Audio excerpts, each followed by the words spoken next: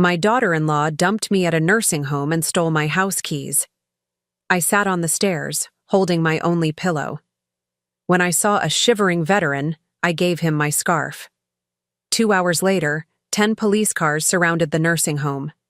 The veteran stepped out in uniform and pointed straight at me. What he did next, I'm glad to have you here. Follow my story until the end and comment the city you're watching from, so I can see how far my story has reached. My name is Marcia, and I'm 71 years old. 3 weeks ago, I thought I had a family. Today, I'm sitting on concrete steps outside Sunset Manor Nursing Home, clutching the only pillow I was allowed to bring, watching my daughter-in-law drive away in my own car. The February wind cuts through my thin sweater like ice. I should be inside where it's warm, but the smell in there makes my stomach turn. Cheap disinfectant mixed with something sour that I don't want to identify. The fluorescent lights buzz constantly, giving everything a sickly yellow tint that makes everyone look like they're already dead. Mrs. Henderson, you need to come inside now. The aide's voice is impatient. She's maybe 25, with tired eyes and the kind of forced smile that doesn't reach past her lips. Her name tag says Jessica, but she's introduced herself to me 4 times already, each time like we've never met. Just a few more minutes, I tell her, my voice barely above a whisper. She sighs and checks her watch. Fine, but dinner's at 5:30, and if you miss it, the kitchen closes. I nod, though I have no appetite. How could I eat when my whole world just crumbled in the span of 2 hours? It started this morning when Brielle came to see me at home. My home. The house where I raised Peter, where I plan to live out my remaining years surrounded by memories of my late husband Robert and the life we built together. Brielle had this look on her face that I'd seen before. The same expression she wore when she convinced Peter to skip Christmas at my house last year, because they had other plans. Marcia, we need to talk, she said, not even accepting the cup of coffee I offered. She was dressed in her usual expensive clothes, a designer coat that probably cost more than my monthly pension of $1,200, and those boots that click against the hardwood floors like a countdown timer. Is it about Peter? How is he? My son had been in a coma for 3 weeks after a car accident. The doctor said his brain swelling was going down, that there were good signs, but Brielle had been controlling who could visit. I'd only seen him twice. That's what I want to discuss. She sat down at my kitchen table, the same table where I used to help Peter with his homework, where we celebrated his high school graduation, where Robert and I shared our last breakfast together before the cancer took him. The doctors think Peter's recovery is going to take a long time. Months, maybe longer. My heart clenched. But he's getting better, right? You said yesterday that he moved his fingers. Brielle's expression didn't change, cold, clinical. Marcia, you're 71 years old. You can't take care of yourself anymore, let alone help with Peter's recovery when he wakes up. What are you talking about? I take care of myself just fine. I cook, I clean, I drive. You burned dinner last Tuesday. You forgot to pay the electric bill. Yesterday you called me 3 times asking the same question. Her voice was patient in the way you talk to a child having a tantrum. I felt heat rise to my cheeks. I was worried about my son. Of course I called. And I didn't burn dinner. I just let it cook a little longer than usual. The smoke detector went off, Marcia. Mrs. Patterson next door had to come check on you. That was true, but it wasn't because I was losing my mind. It was because I was distracted, terrified that I might lose the only family I had left. But trying to explain that to Brielle was like trying to explain color to someone who'd been blind their whole life. I've made arrangements, she continued, pulling out a folder from her purse. Sunset Manor has an opening. It's a nice place, very clean, with activities and medical staff available around the clock. The words hit me like a physical blow. You want to put me in a nursing home? It's what's best for everyone. You'll have people to take care of you, and I can focus on Peter's recovery without worrying about you. But this is my house. Peter grew up here. This is where I belong. Brielle's mask slipped for just a moment, and I saw something ugly underneath. Impatience. Annoyance. Like I was an inconvenient problem she needed to solve. Peter signed the papers before his accident. He was already concerned about you living alone. That's not true. Peter would never. Here's his signature. She slid a document across the table. There it was, in my son's handwriting. Peter Henderson. But something about it looked wrong. Rushed. Not like Peter's usual careful penmanship. I don't understand. Why didn't he talk to me about this? Because he knew you'd react exactly like this. Look, Marcia, this doesn't have to be permanent. Once Peter's better and we get settled, maybe we can look at other arrangements. The hope in those words was worse than outright cruelty. She was giving me just enough to make me cooperate, a carrot dangled in front of a donkey. 2 hours later, I was in Brielle's car with a single suitcase and my pillow. She'd packed for me while I sat in shock at the kitchen table, choosing what she thought I'd need. She left behind my photo albums, my recipe books, the quilt my mother made for my wedding. They don't have room for all this, she said when I protested. We'll bring more later. But I knew there wouldn't be a later. Not the way she meant it. The ride to Sunset Manor was silent, except for the radio playing some generic pop song about love and happiness. Brielle drummed her fingers on the steering wheel, checking her watch every few minutes like she had somewhere more important to be. When we pulled up to the building, my heart sank. It wasn't the nice place she'd described. The paint was peeling, the parking lot was full of potholes, and the sign out front was missing half its letters. The smell hit me the moment she opened the car door. That institutional smell that clings to your clothes and follows you home. Here we are, Brielle said with false cheer. Your new home. The check-in process was a blur of paperwork and condescending smiles. The administrator, a thin woman with gray hair pulled back in a severe bun, spoke about me like I wasn't standing right there. Mrs. Henderson has mild cognitive decline, Brielle explained, though I'd never been diagnosed with anything of the sort. She gets confused easily and can't live independently anymore. I wanted to scream, to tell them she was lying, but the words stuck in my throat. Who would believe me over Brielle, with her expensive clothes and confident voice?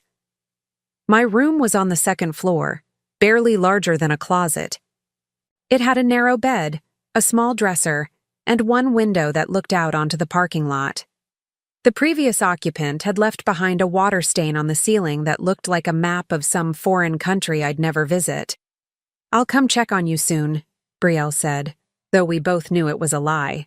She handed me my house keys, and for a moment, I thought she was giving them back to me. Instead, she plucked them from my palm. I'll need these to take care of the house while you're here. And then she was gone, leaving me alone in a place that smelled like sadness and forgotten dreams. That's how I ended up on these steps, watching the sun set over a parking lot full of rusty cars and broken promises. The temperature is dropping, and I should go inside, but I can't bring myself to move. This morning I was Marcia Henderson, homeowner, mother, woman with a life and a history. Now I'm just another old lady warehoused away when I became inconvenient. A movement across the parking lot catches my eye. There's a man sitting on a bus bench, wearing an old military jacket and boots that have seen better days. He looks like he's been there for hours, just watching the building. Our eyes meet for a moment, and something passes between us. Recognition, maybe, or just the shared understanding of what it feels like to be forgotten. The wind picks up again, and I see him shiver. Without thinking, I unwrap the blue scarf from around my neck, the one Robert gave me for our 40th wedding anniversary, and walk over to him. You look cold, I say, holding out the scarf. He looks up at me with eyes that have seen too much, eyes that remind me of Peter when he was little and trying not to cry. Ma'am, I can't take that. It's yours. I insist. We all need a little warmth sometimes. He takes the scarf with hands that shake slightly, either from cold or something deeper. Thank you, ma'am. That's very kind of you. You're welcome. I start to walk back to the building, then pause. Are you waiting for someone? He wraps my scarf around his neck, and for the first time, I see him smile. It transforms his whole face, makes him look younger somehow. Yes, ma'am. I think I am. There's something about the way he says it that makes me look back one more time as I climb the steps. He's still watching me, and there's an intensity in his gaze that I can't quite understand, like he knows something I don't. As I reach for the door handle, I hear footsteps behind me. The veteran is standing at the bottom of the steps now, his hands in his pockets, my scarf a bright splash of color against his weathered jacket. "Mrs. Henderson," he calls out, and my blood turns cold. I never told him my name. I freeze on the steps, my hand gripping the cold metal railing so tightly my knuckles go white. The veteran knows my name. I never introduced myself, never mentioned it during our brief conversation. Yet he called me Mrs. Henderson like we were old friends.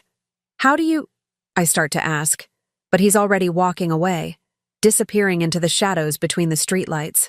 I stand there for several minutes, my heart hammering against my ribs, before Jessica the aide opens the door behind me. "There you are." I was starting to worry. Her tone suggests she wasn't worried at all. "Come on, let's get you settled in for the night." I follow her inside, but I keep glancing back toward the parking lot. The bus bench is empty now, as if the whole encounter was just a figment of my imagination. But the absence of my scarf around my neck tells me it was real. That first night at Sunset Manor passes in a haze of unfamiliar sounds and smells. The walls are thin, so I hear everything. Mrs. Chen in the next room crying for her daughter who never comes, the night aide's heavy footsteps in the hallway, the constant buzz of fluorescent lights that never fully turn off. I lie on the narrow bed that smells like industrial detergent, staring at the water stain on the ceiling, and wonder how my life became this small. The next morning brings no relief. Breakfast is served at 7 sharp in a dining room that echoes with the sounds of wheelchairs and walkers scraping against linoleum. The eggs are powdered, the coffee tastes like it was made yesterday, and the woman across from me keeps trying to feed her scrambled eggs to a stuffed animal she calls Harold. "You're the new one," says the woman to my left. Her name tag reads Resident Dorothy, and her white hair is perfectly styled despite the early hour. "What did you do wrong?" "Excuse me? What did you do to end up here?" Nobody comes to Sunset Manor because they want to. There's always a story. Dorothy takes a sip of orange juice and makes a face. "Powdered like everything else here. I'm here because my grandson decided my house was worth more than my happiness. You?"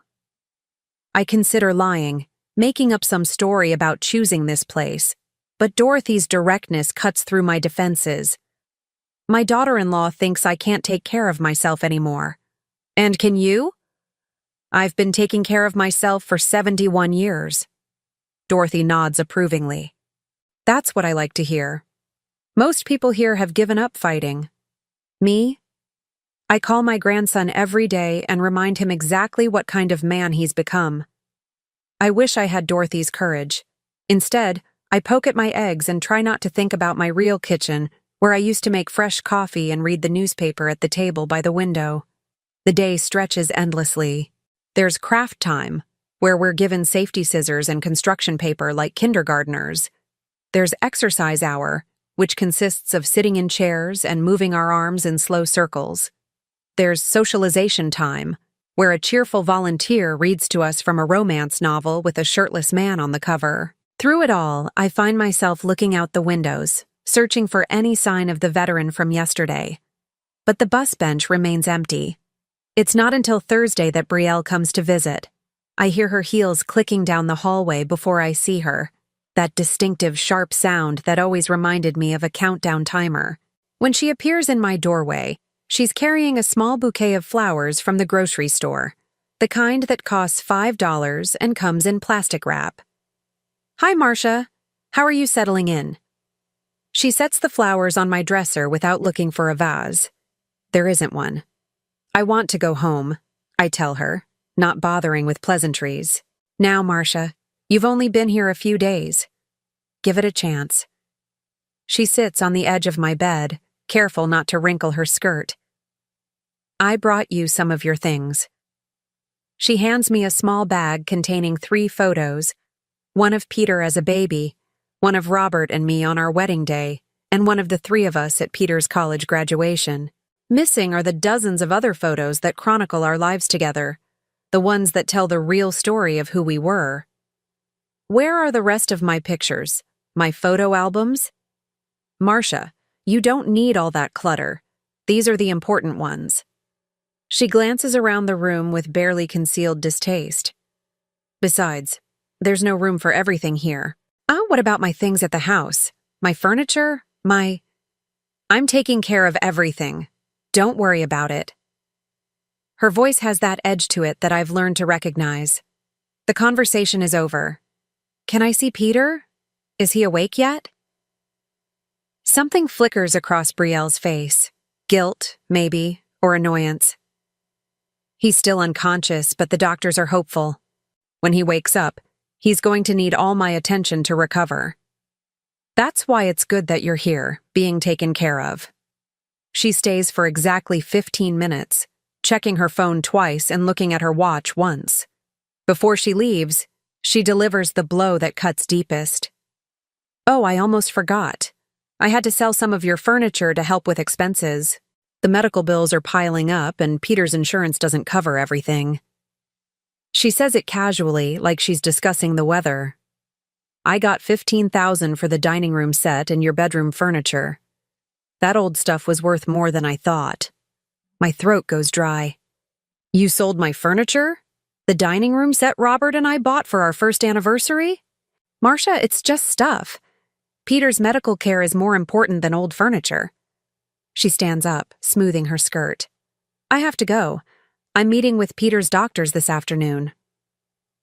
After she leaves, I sit on my narrow bed and stare at the 3 photos she brought me. The dining room set she sold was where we ate every family meal for 45 years. The bedroom furniture was where Robert and I spent our last nights together before cancer took him. To Brielle, they were just old stuff to be converted into cash. That afternoon, during outdoor time, a supervised 20 minutes in a small courtyard surrounded by chain-link fence, I see him again. The veteran is sitting on the same bus bench, wearing my blue scarf despite the warmer weather. This time, he's not alone. A woman in a business suit is talking to him, showing him something on a clipboard. Who is that man? I ask Jessica, who's standing nearby scrolling through her phone. She barely glances up. What man? The one on the bus bench, with the scarf. Jessica looks toward the parking lot and frowns. I don't see anyone. But he's right there, clear as day. The woman in the suit shakes his hand and walks away, and he turns to look directly at me. Even from this distance, I can see him nod slightly, like he's acknowledging something I don't understand. That night, I can't sleep. The encounter with Brielle keeps playing in my mind, along with her casual mention of selling my furniture. $15,000, money that should have gone to help with my care, not disappeared into whatever financial black hole Brielle seems to be throwing it into. I get up and walk to the small window that looks out over the parking lot. It's past midnight, but there he is again. The veteran, sitting on the bench under the streetlight, wearing my scarf. He's not moving, just sitting there like he's keeping watch. Without really thinking about it, I put on my robe and slippers and make my way downstairs. The night aide is dozing at the front desk, and the doors aren't locked. Apparently, they don't expect residents to try to escape in the middle of the night. The cool air hits my face as I step outside, and I realize how long it's been since I've felt truly fresh air. Not the recycled, disinfectant-scented air of Sunset Manor, but real air that carries the smell of grass and distant rain. The veteran looks up as I approach, as if he's been expecting me. Couldn't sleep either? He asks, his voice gentle in the darkness. Too many thoughts, I admit, sitting down on the other end of the bench. Up close, I can see that my scarf is carefully folded and clean, like he's been taking care of it. You don't have to keep that, you know, the scarf. I'd like to hold on to it a little longer if you don't mind. It reminds me of something. What? He's quiet for a long moment, studying my face in the streetlight. Kindness. Real kindness is rarer than people think. We sit in comfortable silence, two forgotten people in the middle of the night. Finally, he speaks again. Your son is lucky to have you. My breath catches. How do you know about my son? People talk. Word gets around. He adjusts the scarf around his neck. Peter, right? The car accident? I nod, unable to speak around the sudden tightness in my throat. He's going to be okay, the veteran says with quiet confidence. And when he wakes up, he's going to have questions about where you are. His wife says he signed papers to put me here. The veteran's expression hardens slightly. Did he, though? Before I can ask what he means, the sound of footsteps approaches from behind us. It's the night aide, looking annoyed and sleepy. Mrs. Henderson, you can't be out here in your pajamas. Come back inside before you catch pneumonia. I stand up reluctantly, but the veteran catches my arm gently.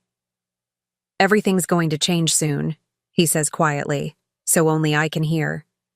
Trust me. As I'm led back inside, I turn to look at him one more time.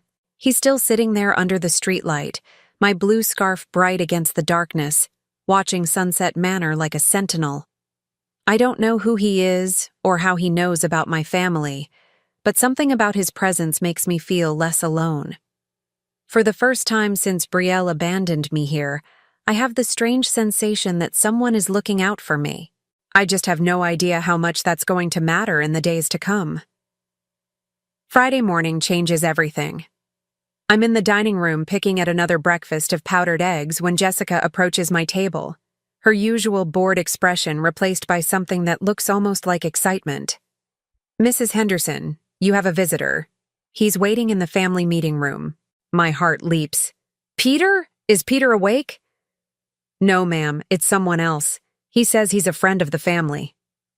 I follow Jessica down a hallway I've never seen before, past offices with closed doors, and the administrator's room where I can hear her arguing with someone on the phone about unpaid invoices.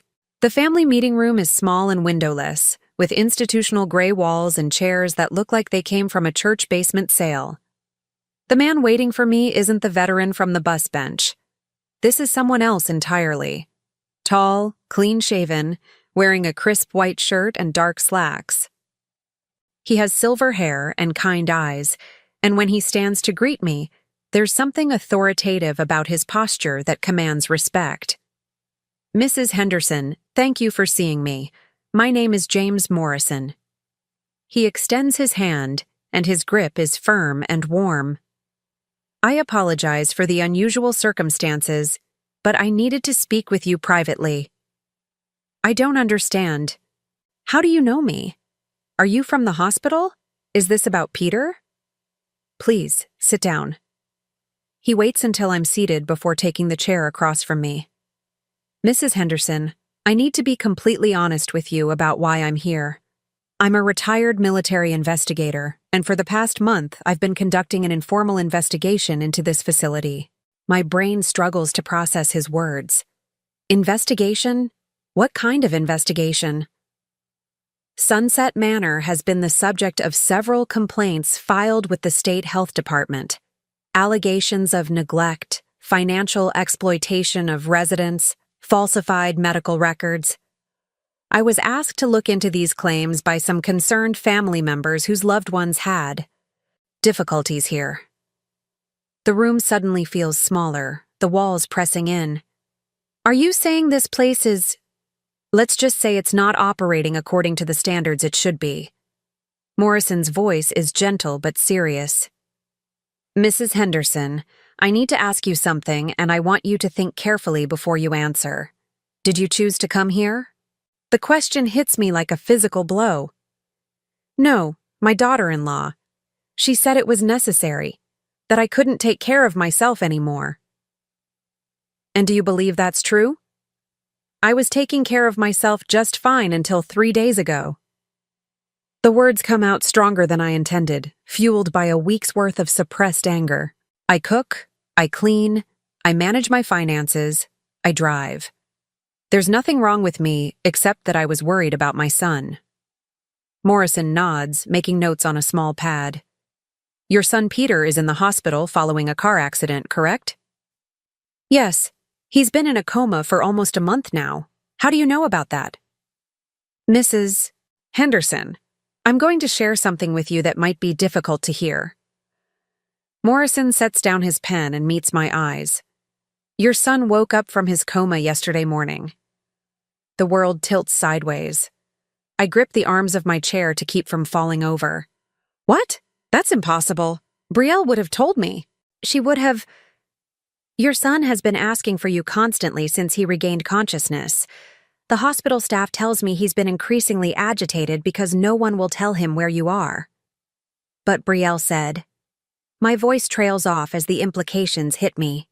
She lied. She's been lying this whole time. I'm afraid it gets worse. Morrison pulls out a folder from a briefcase I hadn't noticed him carrying. Mrs. Henderson, do you remember signing any papers regarding your living arrangements? Brielle showed me something. She said Peter had signed papers before his accident, that he was worried about me living alone. But I never signed anything myself. Morrison slides a document across the table. This is a copy of the admission paperwork for this facility. There's a signature here that's supposed to be yours, giving consent for your placement here. I stare at the paper, at the signature that looks nothing like my handwriting. The letters are too large. The slant is wrong, and I always dot my I's with little circles, a habit I've had since I was a teenager. This signature has regular dots. This isn't my signature, I whisper. No, it's not. And the signature claiming to be your son's is also forged. I had a handwriting expert examine both, along with samples from your medical records and Peter's employment files. The room is spinning now. I feel sick. Betrayed in a way I didn't know was possible. Why? Why would Brielle do this? Morrison hesitates, and I can see he's debating how much to tell me. Mrs. Henderson, when was the last time you checked your bank accounts? Brielle has been handling my finances while I'm here. She said it would be one less thing for me to worry about. Even as I say the words, I realize how naive they sound. I think you should know that your house was listed for sale yesterday morning. The asking price is $299,000. I stop breathing. She can't sell my house. It's not hers to sell. Actually, it appears she's obtained power of attorney over your affairs. Another forged document, I'm afraid. The betrayal cuts so deep I can barely speak. My house, the home I shared with Robert, where I raised Peter, where every room holds memories of the life we built together, is being sold out from under me while I sit in this place like a discarded piece of furniture. There's more, Morrison continues, his voice gentle but relentless. The $15,000 from your furniture sale? It never went toward medical bills. Your son's insurance has covered everything related to his treatment. The money went into an account that only your daughter-in-law has access to. I think about the dining room set where Peter took his first steps, holding on to the table legs while Robert and I cheered him on. The bedroom furniture where I held my husband's hand as he took his last breath. All of it reduced to cash in Brielle's pocket. I don't understand, I say, though part of me is beginning to understand all too well. If Peter is awake, if he's looking for me, why hasn't he come here? Because your daughter-in-law told him you chose to move to an assisted living facility. She said you felt overwhelmed caring for yourself and wanted professional help. She made it sound like your decision. The complete picture of Brielle's deception is becoming clear, and it takes my breath away. She's isolated me from Peter while he was unconscious, then lied to both of us to keep us apart. She's stolen my money, forged legal documents, and is selling my home while I sit in this awful place believing I have nowhere else to go. How do you know all this? I ask. Why are you investigating Brielle specifically? Morrison is quiet for a long moment. Then he reaches into his jacket pocket and pulls out something that makes my heart stop. It's my blue scarf, the one I gave to the veteran on the bus bench. Mrs. Henderson, I need to come clean about something else. That man you met outside, the veteran you gave your scarf to, that was me. I stare at him, trying to reconcile this well-dressed, authoritative man with the shabby figure who'd been sitting on the bus bench for days. I don't understand. I've been watching this place for 3 weeks, documenting the comings and goings, the treatment of residents, the condition of the facility. I was undercover, trying to gather evidence, when you offered me your scarf. He pauses, and for the first time since he introduced himself, his professional composure cracks slightly. When you offered kindness to someone you thought was a homeless veteran, someone most people would walk past without a second glance, I knew you were exactly the kind of person this investigation was meant to protect. So everything you told me the other night was true. Your son is going to have questions when he finds out where you really are, and everything is going to change soon. Morrison stands up, tucking the folder back into his briefcase. Mrs. Henderson, I need to ask you something important. If I could arrange for you to see your son, would you want that? More than anything in the world. And if I told you that we could stop your house from being sold, get your money back, and hold the people responsible for what happened to you accountable, would you be willing to help me make that happen? For the first time in a week, I feel something I'd almost forgotten. Hope. Not the false hope Brielle dangled in front of me with promises of maybe later, but real hope backed by action and evidence. What would I need to do? Morrison's smile is warm and reassuring. Just be yourself, Mrs. Henderson. Tell the truth. And trust that there are still people in this world who believe that what happened to you is wrong. As he prepares to leave, I have one more question. How did you know my name that first night? I never told you who I was. I'd been studying the admission records for this place. Your case stood out because of how quickly you were processed and how unusual it was for someone to be admitted without any prior medical evaluation or family consultation. When I saw you sitting on those steps, looking so lost and confused, I suspected you might be Marcia Henderson. And the scarf convinced you? The scarf told me everything I needed to know about your character. Morrison moves toward the door, then turns back. Mrs. Henderson, I want you to know that what you did that night, offering comfort to a stranger when you had every reason to focus only on your own problems, that act of kindness is what gave me the motivation to accelerate this investigation. You reminded me that there are people worth fighting for. After he leaves, I sit alone in the gray room for a long time, processing everything I've learned. Peter is awake. Peter is looking for me. Brielle has been lying to both of us, stealing from me, destroying my life piece by piece while I sat here believing I was a burden too heavy for my own family to bear. But now I know the truth, and Morrison is right. Everything is about to change.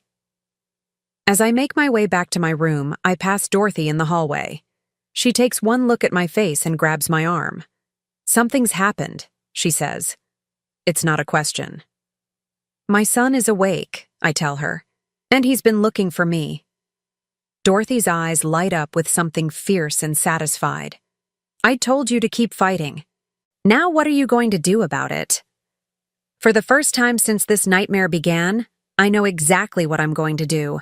I'm going to get my life back, and I'm going to make sure Brielle understands that she picked the wrong woman to destroy.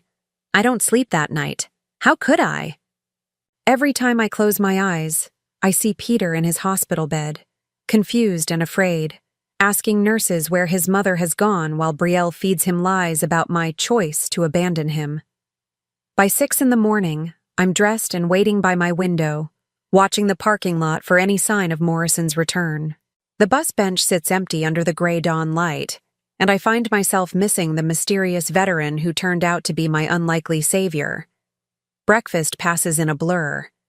Dorothy keeps shooting me meaningful looks across the dining room, but I can't bring myself to eat or make conversation. All I can think about is Peter, awake and alone, believing his mother chose to leave him when he needed her most. At 9:30, Jessica appears at my table again. Mrs. Henderson, you have another visitor. My heart pounds as I follow her down the hallway, hoping against hope that somehow Morrison has managed to bring Peter here. But when I enter the family meeting room, it's Brielle sitting at the table, looking perfectly put together in a cream-colored suit that probably costs more than my monthly pension. "Hello, Marcia." Her smile is as fake as everything else about her. "I thought I'd stop by to see how you're settling in." I take the chair across from her, studying her face with new eyes. How had I never noticed the coldness behind her practiced expressions? How had I missed the calculating way she measures every word before speaking? "I'm fine," I say carefully, remembering Morrison's advice to just be myself and tell the truth. "How's Peter?" Something flickers across her face. Guilt, maybe, or annoyance at being reminded of her lies. Still the same. "The doctors say it could be weeks before there's any change." The casual way she lies to my face makes my stomach turn. Peter has been awake for 2 days, asking for me, and she's sitting here telling me he's still unconscious like it's the most natural thing in the world. "I was hoping to visit him today," I say, watching her reaction. "Oh, Marcia, I don't think that's a good idea. The ICU has very strict rules about visitors, and with your condition, it might be too stressful for you." "My condition?" "Your confusion, your memory problems. The doctors here mentioned that you've been having some episodes." Brielle's voice is patient, condescending. "Yesterday you told one of the aides that a stranger was investigating this place. You said he was sitting outside watching the building." I keep my expression neutral, though my pulse quickens. How does she know about Morrison? Has someone at Sunset Manor been reporting back to her? "I did see someone outside," I say truthfully. "He was sitting on the bus bench." "Marcia, there's no bus stop near this building. The closest one is 6 blocks away." Brielle leans forward, her voice taking on the tone you'd use with a confused child. "This is exactly what I'm talking about. You're seeing things that aren't there, making up stories about investigations and strangers. It's all part of the progression." "Progression of what?" "Your dementia, sweetheart. It's getting worse." The word hits me like a slap. I don't have dementia. No doctor has ever diagnosed me with anything like that. Well, no, not officially, but the signs are all there. The confusion, the paranoia, the memory lapses. Dr. Martinez here at the facility has been documenting your symptoms. I think about Dr. Martinez, a tired-looking man who spent exactly 5 minutes examining me when I arrived, asking basic questions about my name and the date while barely looking up from his clipboard. He never ran any cognitive tests, never asked about my medical history, never did anything that resembled a proper neurological evaluation. "I'd like to see these documented symptoms," I say. "Oh, Marcia, you don't need to worry about medical paperwork. That's what family is for." Brielle reaches across the table and pats my hand in a gesture that's meant to look caring, but feels patronizing. "I'm handling all of that for you. Just like she's handling my finances. Just like she handled the sale of my furniture and the listing of my house." The pattern is becoming crystal clear. Isolate me, label me as incompetent, and take control of everything I own while keeping me too confused and powerless to fight back. "Speaking of handling things," I say, testing the waters, "how are the expenses working out? You mentioned that Peter's medical bills were mounting up." Brielle's expression doesn't change, but I catch a slight tensing around her eyes. "It's been challenging. The insurance doesn't cover everything, and some of the specialists require payment up front. That's why selling your furniture was so helpful." $15,000 seems like a lot for old furniture. "Well, some of those pieces were antiques, more valuable than they looked." She checks her watch, a Rolex that I'm suddenly certain wasn't purchased with her part-time job income. "I should probably get going. I want to stop by the hospital before visiting hours end." "Give Peter my love," I say, the words tasting bitter in my mouth. "Of course." Brielle stands, smoothing her skirt. "Oh, I almost forgot. I brought you something." She pulls a small bottle from her purse and sets it on the table. It's a prescription bottle with my name on it, filled with small white pills. Dr. Martinez prescribed these to help with your anxiety and confusion. The nurse will make sure you take them with your evening meal. I pick up the bottle and read the label. Haloperidol, a powerful antipsychotic medication often used to sedate agitated patients. The dosage is high, much higher than would typically be prescribed for someone my age without serious psychiatric symptoms. I don't feel anxious or confused, I tell her. That's part of the illness, Marcia. People with dementia often don't realize they're having problems. That's why it's important to trust the medical professionals. Brielle gathers her purse, preparing to leave. I'll check on you again in a few days. After she's gone, I sit alone with the pill bottle in my hands, understanding finally hitting me with devastating clarity. This isn't just about money or control. Brielle is systematically destroying my mind, using medication to create the very symptoms she claims I already have. If she can make me genuinely confused and incoherent, her story about my mental decline becomes self-fulfilling. I slip the pills into my pocket. There's no way I'm taking medication prescribed by a doctor who spent 5 minutes evaluating me, especially not at the request of someone who's already proven she'll lie about anything to get what she wants. That afternoon, during outdoor time, I sit on the bench where I first met Morrison and wait. I don't have his phone number or any way to contact him, but somehow I know he'll come back. Men like him don't start investigations they don't intend to finish. I don't have to wait long. At 3:15, I see him walking across the parking lot, once again dressed as the shabby veteran, complete with military jacket and worn boots. But now that I know who he really is, I can see the authority in his bearing, the way his eyes constantly scan the environment, cataloging details. Mrs. Henderson. He sits down beside me, keeping his voice low.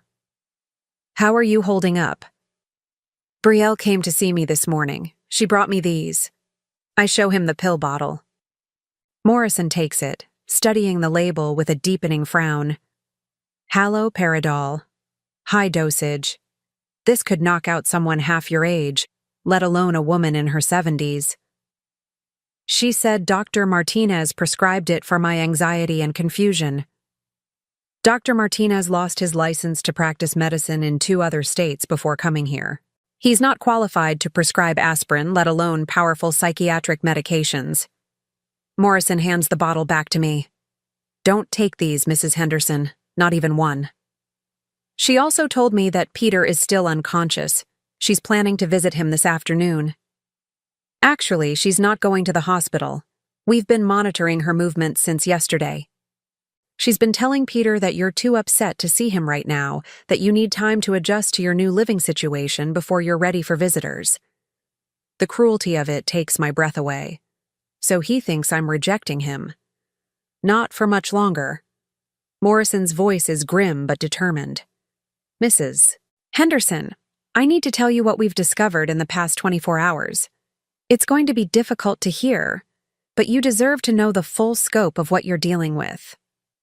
I brace myself, though I'm not sure anything could shock me more than what I already know. Your daughter-in-law has been planning this for at least 6 months.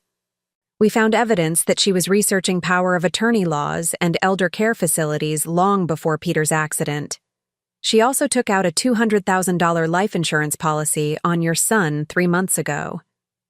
The implication hits me like ice water. You think she caused Peter's accident? We're investigating that possibility. The crash happened on a road Peter travels every day to work, at a time when traffic should have been light. A witness reported seeing a vehicle that matched your daughter-in-law's car in the area, but she claimed she was at work that day. My hands start shaking.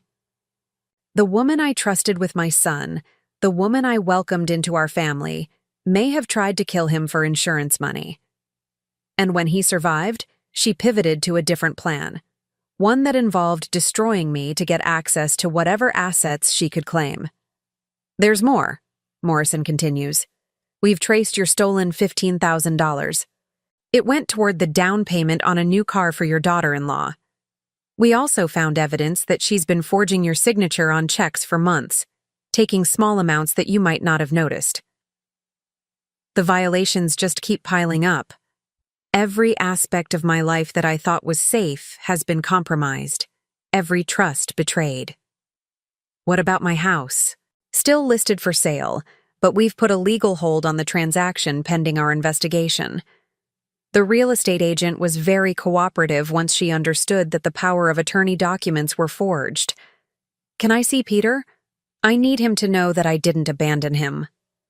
Morrison is quiet for a moment, then nods. Tomorrow morning. I'll arrange it so that your daughter-in-law won't be there.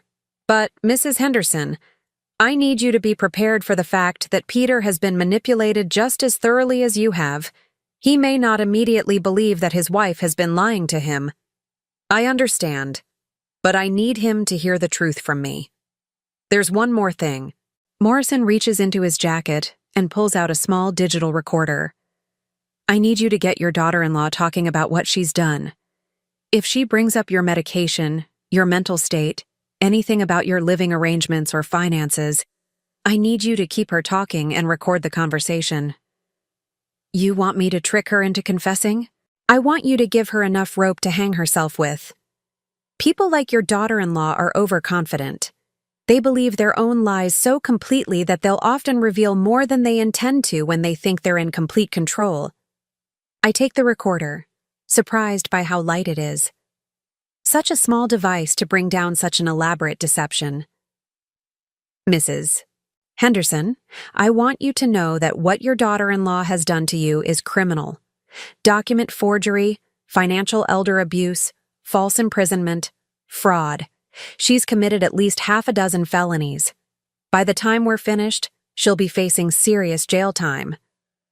As Morrison prepares to leave, I have one last question that's been nagging at me. Why? I ask.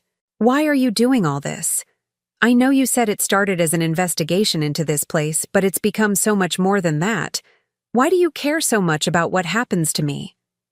Morrison is quiet for a long moment, staring out at the parking lot.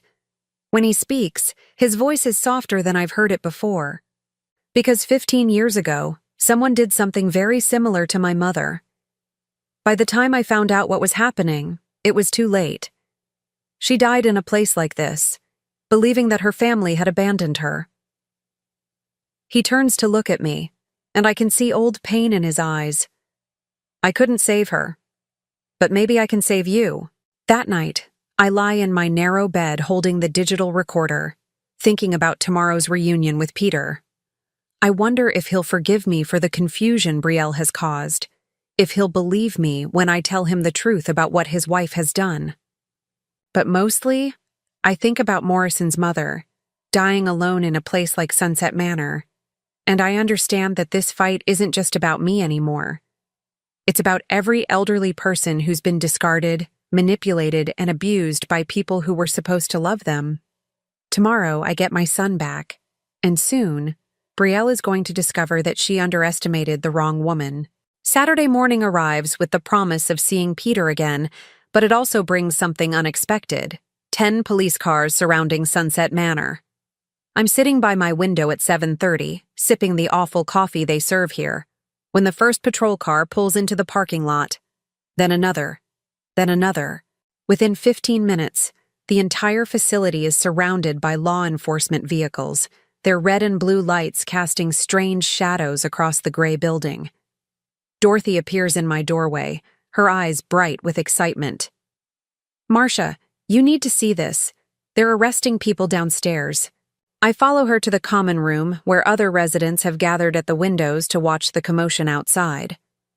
Through the glass, I can see uniformed officers escorting people from the building in handcuffs. Dr. Martinez is among them, his usually confident demeanor replaced by panic as he's led to a police car. "What's happening?" asks Mrs. Chen, the woman whose daughter never visits. Before anyone can answer, Morrison appears in the doorway of the common room. But this isn't the shabby veteran or the quietly dressed investigator I've come to know. This is Colonel James Morrison in full military dress uniform, his chest decorated with ribbons and medals that speak of a distinguished career. His presence commands immediate attention from everyone in the room. Ladies and gentlemen, he announces, his voice carrying the authority of someone accustomed to being obeyed. My name is Colonel James Morrison, United States Army Criminal Investigation Command, retired. This facility has been under federal investigation for violations of elder care regulations, financial fraud, and abuse of residents. A murmur runs through the gathered residents. Some look confused, others frightened, but I see relief on several faces. The relief of people who've been mistreated finally seeing justice arrive. Morrison's eyes find mine across the room. Mrs. Marcia Henderson, would you please come with me? I follow him out of the common room, past confused staff members and bewildered residents, down the hallway to where a woman in a business suit is waiting. She's tall and professional-looking, with graying hair pulled back in a neat bun and kind but serious eyes. Mrs. Henderson, this is Agent Sarah Collins from the FBI's Elder Justice Initiative. She'll be handling your case specifically. Agent Collins extends her hand. Mrs. Henderson, I want you to know that what happened to you was a serious federal crime, and we're going to make sure the people responsible are held accountable. Does this mean I can leave here? More than that, Morrison says, and for the first time since I've known him, he's smiling. It means you're going to see your son. The ride to the hospital passes in a blur of emotions. Agent Collins sits beside me in the back of Morrison's car, explaining what they've discovered and what comes next, but I can barely concentrate on her words. All I can think about is Peter, awake and confused, believing his mother chose to abandon him. Mrs. Henderson, Agent Collins says gently, your son has been told that his wife has been arrested. We thought it was better that he hear it from us before you arrived, so he'd understand why you haven't been able to see him. My heart clenches. How did he take it? He was shocked, of course, angry, but mostly he was desperate to see you and apologize for not knowing what was happening. The hospital looks different this time, not like a place of sickness and sorrow, but like a place where healing can begin. Morrison and Agent Collins escort me through the corridors, past the ICU where Peter spent his unconscious weeks, to a regular room on the 3rd floor. And there he is. My son, sitting up in bed, his left arm in a cast and a bandage across his forehead, but alert and very much awake. The moment he sees me, his face crumples with emotion. Mom. His voice breaks on the word. I'm so sorry. I'm so sorry I didn't know. I rush to his bedside, and he wraps his good arm around me, holding me tight like he used to when he was little and afraid of thunderstorms. We both cry, deep, relieving sobs that wash away weeks of pain and confusion and betrayal. I thought you didn't want to see me, I whisper against his shoulder. She told me you'd signed papers to put me away. I never signed anything. I would never do that to you. Peter pulls back to look at me, his eyes red with tears and anger. The police showed me the documents. That's not my signature, Mom. I don't understand how she thought she could get away with this. She almost did. I touch his face, needing to convince myself that he's real, that this moment is happening. If it weren't for Colonel Morrison, she would have. Peter looks over my shoulder to where Morrison is standing quietly near the door. Sir, I can never repay you for what you've done for my family. Morrison steps forward, his expression serious. You don't need to repay me, son. But I do need you to understand what your wife was planning. This wasn't just about money or control. We have evidence that she may have been responsible for your accident. Peter's face goes white. What are you saying? Agent Collins moves closer to the bed. We found evidence that your wife was in the area when your accident occurred, despite her claims that she was at work. We're also investigating the timing of a large life insurance policy she took out on you 3 months ago. I watch my son process this information, see the moment when understanding dawns and horror follows. The woman he married, the woman he trusted, may have tried to kill him for insurance money. And when that failed, she turned her attention to destroying me instead. She told me you were settling into the assisted living place, Peter says, his voice hollow with shock. She said you'd decided you needed more help than you could get at home. I believed her because—" He stops, swallowing hard. "Because it's what I wanted to believe. It was easier than thinking about how scared and confused you must have been. Peter, you were in a coma. There was nothing you could have done. But I should have made arrangements before the accident. I should have had legal documents in place, should have made sure you were protected if something happened to me.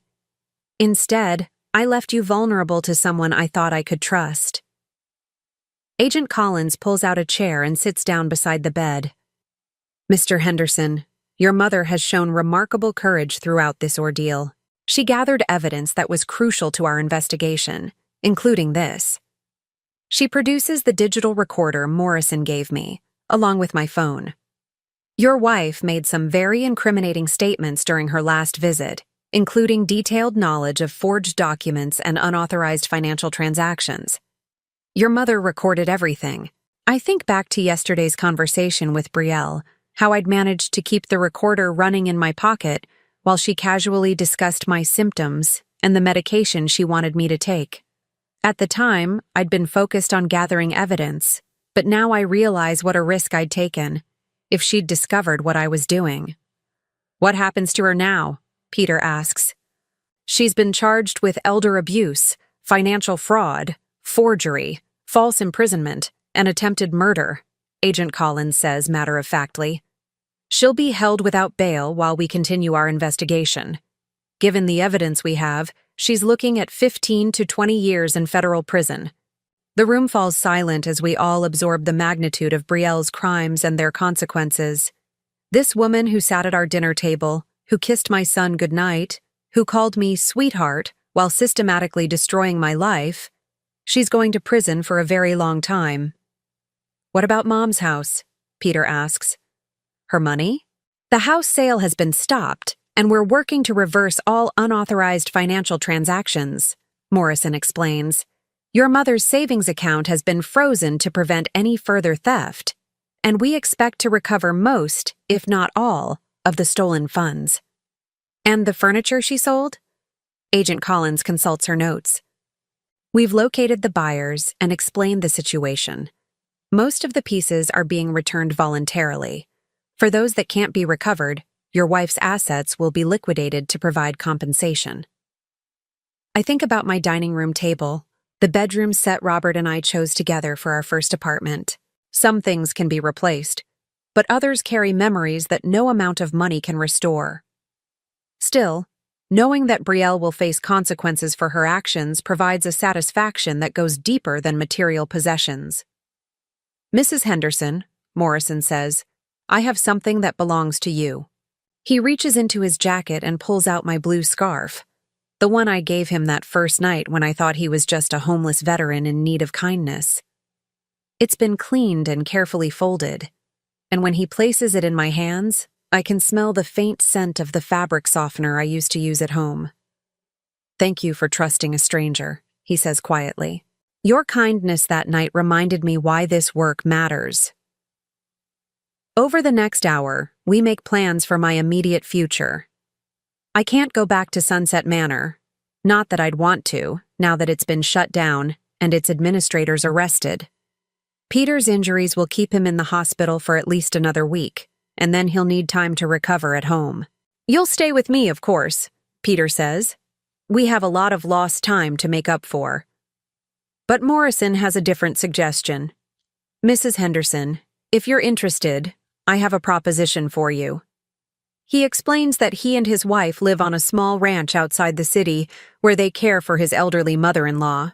Sarah, my wife, not Agent Collins, has been looking for someone to help with her mother's care. Someone with experience, patience, and genuine kindness. The position comes with a private apartment, full benefits, and a salary of $2,000 a month. The offer surprises me. After everything that's happened, the idea of caring for someone else's elderly parent feels like both a blessing and a responsibility I'm not sure I'm ready for.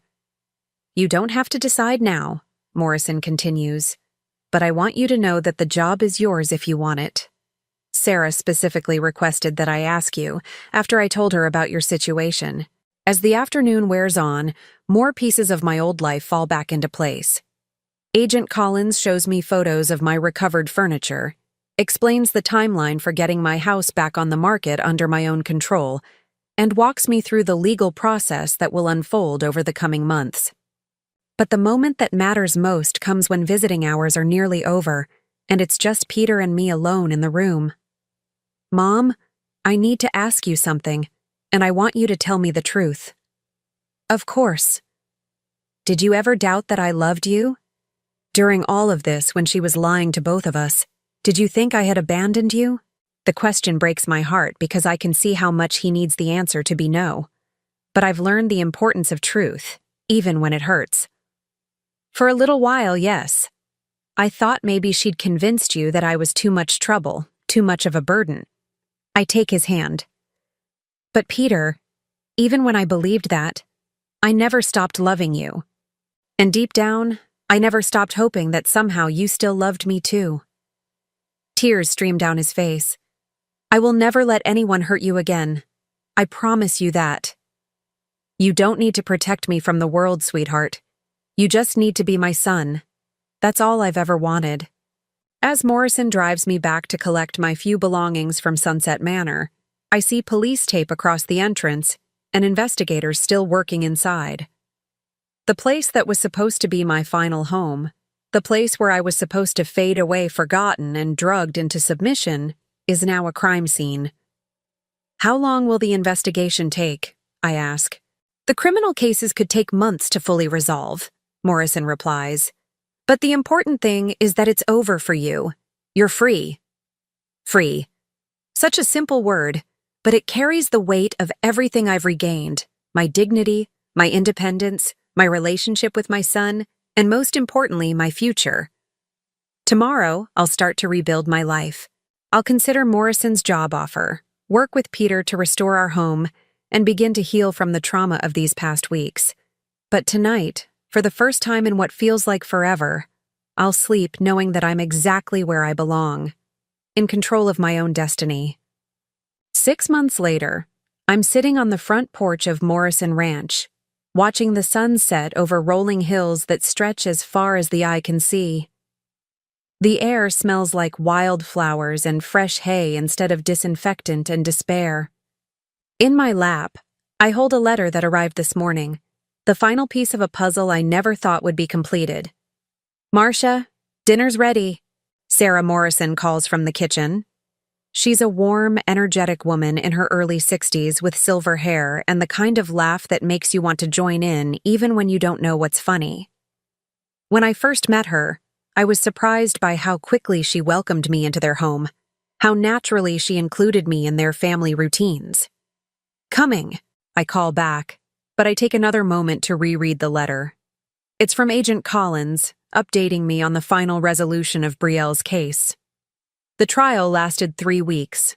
Brielle's defense team tried to argue that she was overwhelmed by Peter's medical needs and made poor decisions out of desperation, but the evidence was overwhelming. The forged documents, the recorded conversations, the deliberate medication meant to sedate me into compliance. It painted a clear picture of calculated abuse.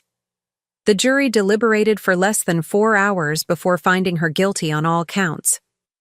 Yesterday, she was sentenced to 18 years in federal prison without the possibility of parole for 15 years.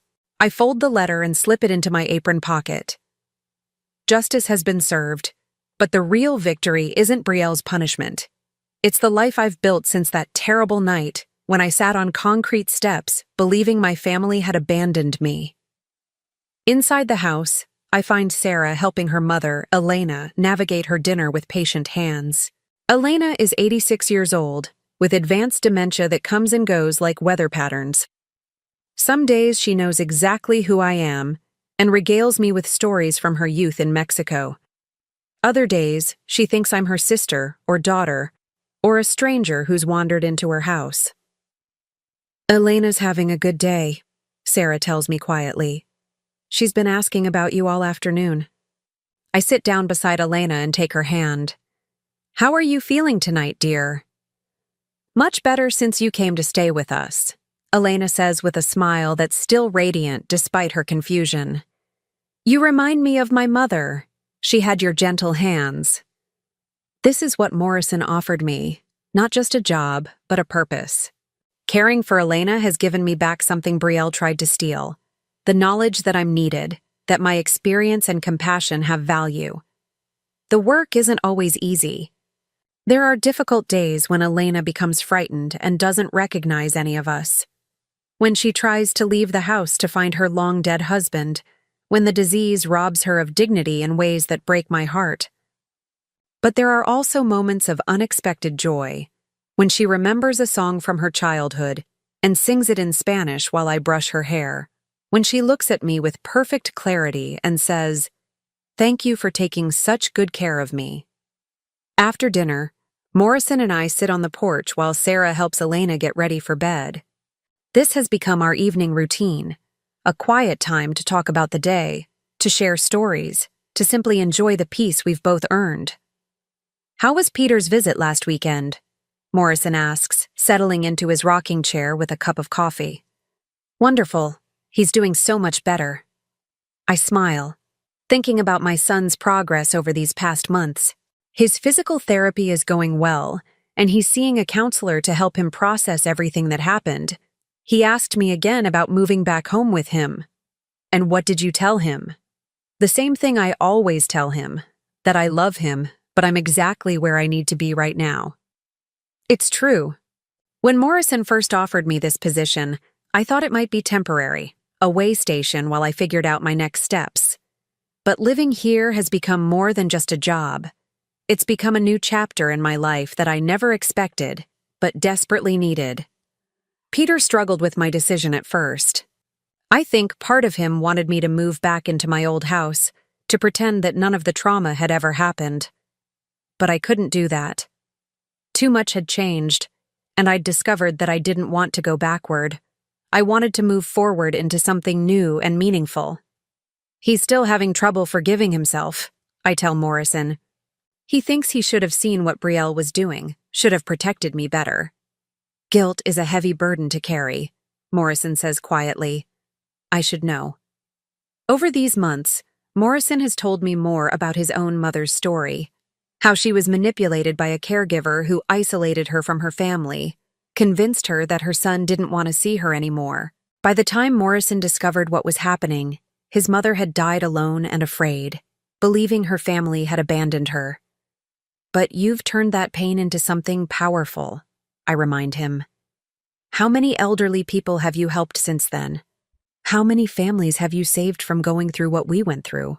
Morrison nods, but I can see the old sadness still there in his eyes. Some wounds never completely heal, but they can be transformed into something that helps others. Sarah joins us on the porch, sinking into the swing with a tired sigh. Elena's all settled in. She wants Marcia to read to her tomorrow night instead of me. I think you're officially her favorite person. We laugh. But the truth is that Elena's affection has been a healing balm for my own wounded spirit. For weeks after leaving Sunset Manor, I struggled with doubts about my own worth, my own capabilities. Brielle's constant suggestions that I was failing, that I couldn't take care of myself, had planted seeds of insecurity that took time to uproot. But caring for Elena, seeing how much comfort my presence brings her, has restored my confidence in my own abilities. I'm not a burden or a problem to be solved. I'm a woman with skills, experience, and love to offer. I got a call from Dorothy today, I tell them. Dorothy, my friend from Sunset Manor, has become a regular correspondent. She's doing well at her new facility. It's a legitimate place this time. Clean, well-staffed, with actual medical care instead of warehousing. And her grandson? Still trying to repair their relationship. Dorothy says she's making him work for her forgiveness, and I don't blame her. The investigation into Sunset Manor revealed a network of abuse and neglect that affected dozens of elderly residents. Some, like Dorothy, were placed there by family members who were more interested in accessing their assets than ensuring their care. Others were simply forgotten by families who found it easier to pay monthly fees than deal with the inconvenience of aging relatives. All of the residents were relocated to proper care facilities, and several families faced criminal charges for financial exploitation.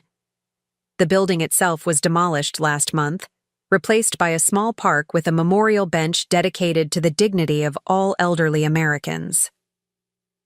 As the stars begin to appear in the clear country sky, Sarah stands up and stretches. "I'm going to check on Elena one more time, then head to bed. Early morning tomorrow. We're taking her to see her great-grandchildren." After Sarah goes inside, Morrison and I sit in comfortable silence, listening to the sounds of the ranch settling into sleep. Horses moving quietly in the pasture, the distant call of a night bird, the soft whisper of wind through the trees. "Marcia, can I ask you something personal?" "Of course." "Do you ever regret giving me that scarf? If you hadn't shown kindness to a stranger that night, none of this investigation would have happened. Your life might have been simpler." The question surprises me, but the answer comes immediately and without doubt. Never. Not for a single second. Even though it led to so much pain and upheaval? Morrison, that pain and upheaval led to the truth, and the truth set me free. I adjust the blue scarf around my shoulders. Morrison returned it to me when I moved to the ranch, and I wear it often now as a reminder of that pivotal moment when a simple act of kindness changed everything. "Besides," I continue, "that night on the steps when I gave you this scarf, I wasn't thinking about consequences or investigations. I was just doing what felt right, offering comfort to someone who needed it. If I'd walked past you that night, if I'd kept my scarf and my distance, I would have lost something important about myself." "What's that?" "My belief that kindness matters. Brielle tried to convince me that I was worthless, that my life had no value, that I was a burden everyone would be better off without. But when I saw you sitting there cold and alone, my instinct was still to help. That told me that she hadn't broken the essential part of who I am." Morrison reaches over and pats my hand. "You saved me that night too, you know. I'd been investigating elder abuse cases for years, but I was getting burned out, starting to think that maybe there was too much cruelty in the world to make a real difference. Your kindness reminded me that there are still good people worth fighting for." We sit quietly for a while longer, each lost in our own thoughts about the strange journey that brought us together. Then Morrison stands up, checking his watch. "I should let you get some rest. Elena will want her morning walk early tomorrow, and I know she prefers your company to mine." As I prepare for bed in my comfortable apartment, a space that's truly mine, decorated with my recovered furniture and filled with my own belongings, I think about the different versions of myself I've been over these past months. There was Marcia, the victim, sitting on those concrete steps believing she had no value. There was Marcia the fighter, secretly recording conversations and gathering evidence while pretending to be the confused old woman everyone expected. And now there's Marcia the survivor, building a new life based on her own choices and values. I brush my teeth at my own sink, sleep in my own bed, and wake up each morning knowing that the day ahead is mine to shape. These simple freedoms feel precious because I know how easily they can be stolen. On my nightstand sits a framed photo from Peter's wedding to his new girlfriend, Rebecca, a nurse he met during his recovery, who sees him clearly and loves him honestly. I was the one who walked him down the aisle since his father isn't alive to do it, and I was the one who gave the toast about second chances and the importance of choosing love over fear. Brielle was wrong about so many things, but she was especially wrong about this. My life isn't over just because I'm 71 years old. If anything, I'm more alive now than I've been in years. I have meaningful work, people who value my contributions, and the deep satisfaction that comes from knowing I survived something terrible and came out stronger on the other side. Tomorrow, I'll help Elena tend to her flower garden, read her favorite book of poetry, and listen to her stories about the ranch where she raised her children. I'll call Peter and Dorothy and the other people who matter to me. I'll live fully in the present while honoring the past that made me who I am. And sometimes, when I'm sitting on this porch in the evening, I'll unwrap my blue scarf and remember the night when a simple act of kindness changed everything. Because that's what kindness does. It ripples outward in ways we can never predict, touching lives and creating connections that can survive even the worst betrayals. I'm Marcia Henderson. I'm 71 years old. I'm exactly where I belong, and I'm free. Now I'm curious about you who listened to my story. What would you do if you were in my place? Have you ever been through something similar? Comment below, and meanwhile, I'm leaving on the final screen 2 other stories that are channel favorites, and they will definitely surprise you. Thank you for watching until here.